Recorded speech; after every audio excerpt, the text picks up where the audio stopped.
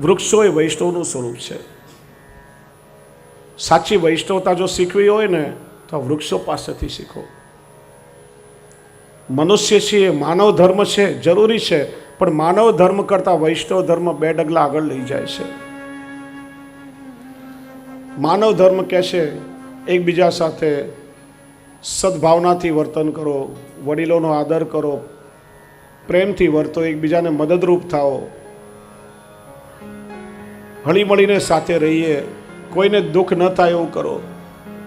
પણ વૈષ્ણવ ધર્મ સમજાવે છે કોઈ આપણને દુઃખ દે, અત્યાચાર કરે, ભૂલીને પણ સામે ચાલીને આપણે એની સેવા કરવા માટે તત્પરથી, બીજાનું દુઃખ કદાચ પોતે સહન કરવું પડે તો પણ બીજાનું દુઃખ દૂર કરવામાં જે પરાયણ હોય એ સાચો વૈષ્ણવ, જેની અંદર વૈશ્વિક કલ્યાણની સદભાવના રહેલી હોય એ વૈષ્ણવ. અને વૈષ્ણવતા આ વૃક્ષો પાસે શીખવા મળે.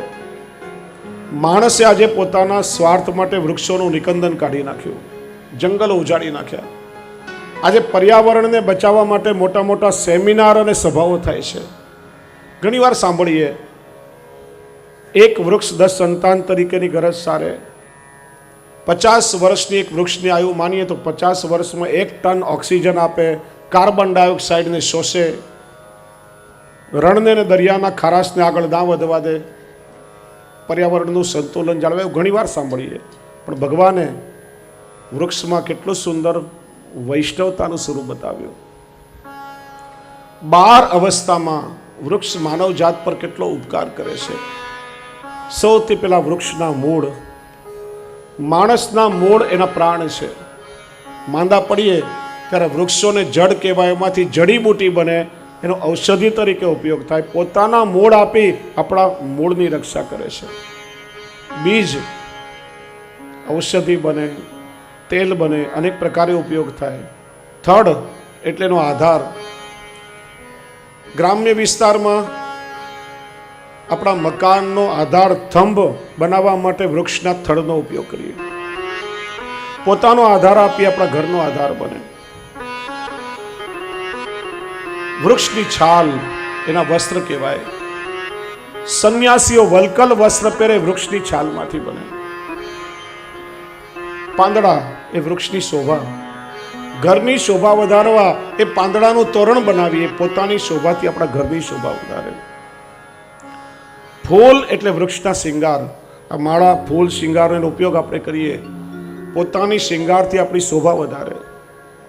ફૂલની સુગંધ પોતે ભઠ્ઠીમાં ઉકળે, પીસાય, પોતાનું અસ્તિત્વ ખલાસ કરી નાખે, પણ અત્તર સ્વરૂપે પોતાની સુગંધ આપી અને આપણા તનની દુર્ગંધને દૂર કરે. ફળ, ફળ એટલે એનું સંતાન. ફળમાંથી બીજ અને એમાંથી નવા વૃક્ષનું સર્જન થાય. માણસને ભૂખ લાગે, પથ્થર મારીએ, પથ્થરના ઘાવ સહન કરીને પણ પોતાનું સંતાન ખાવા માટે અર્પણ કરી દે છે.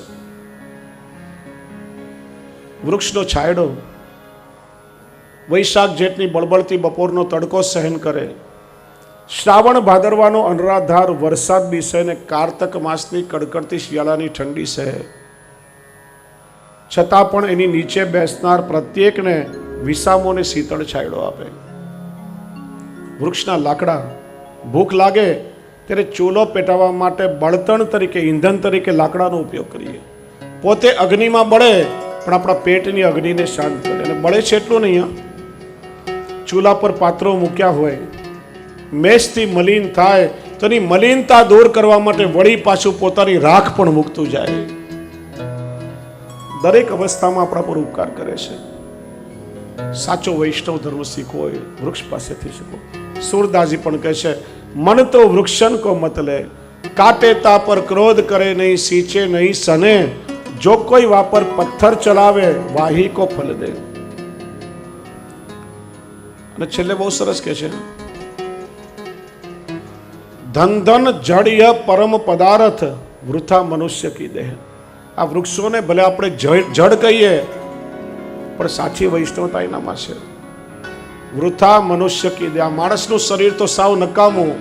પશુઓ કદાચ મરે ને, હાડકાનાય પૈસા મળે, ચામડાનાય પૈસા મળે, પણ આ માણસનું શરીર જો ખલાસ થઈ જાય ને તો 5 પૈસા એના કોઈ ના આપે, આપણને કોઈ ઉપયોગમાં ના આવે.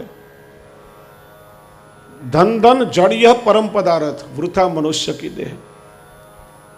જીવે ત્યાં સુધી એકબીજાને નડે ને મર્યા પછી કંઈ કામ ન લાગે, એટલા માટે આ દેહ વૃથા છે. તો સાચો વૈષ્ણવ ધર્મ શીખવો હોય વૃક્ષો પાસેથી શીખવો.